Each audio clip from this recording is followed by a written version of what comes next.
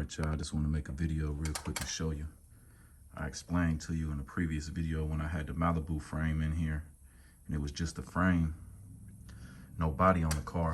I told y'all about this piece right here. So I wanted to show y'all the piece. I just cut this section out. You can see, I just cut that section out right there. So it's a little different process when you're doing it on the car, but I wanted to show you guys that piece of extra metal that's inside of there and exactly how it looks inside of there.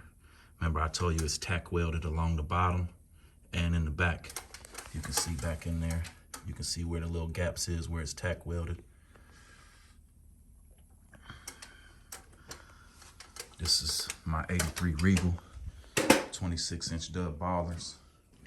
The back of the frame is already notched. The passenger side of the frame was already notched.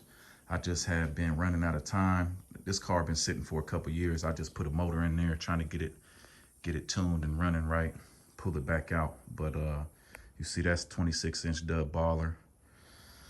So I just had some free time, so I'm gonna go ahead and notch this side of the frame on the driver's side. I'll show you the passenger side. I did all of these notches with the body on the car.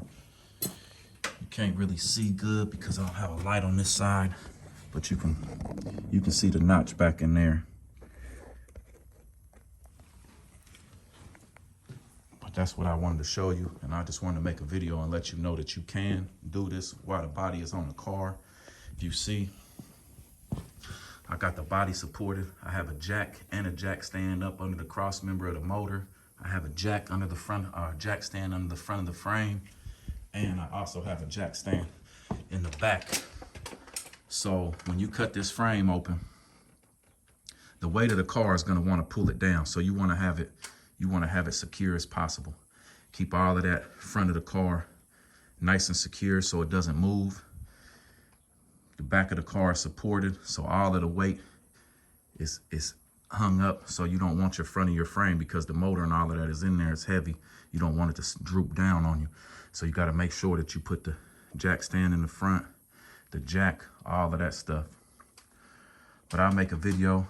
It's the same process on the car, off the car. It's a little harder on the car because it's a little harder to get in there and weld everything the way you really want to. So the easiest way is when you make your plate to go in here, it's gonna get cut out more. All of this will get cut and angled back just like I did on the frame. This is just my first initial cut. Then it'll get cut all the way back past this line, come all the way around with a nice radius like the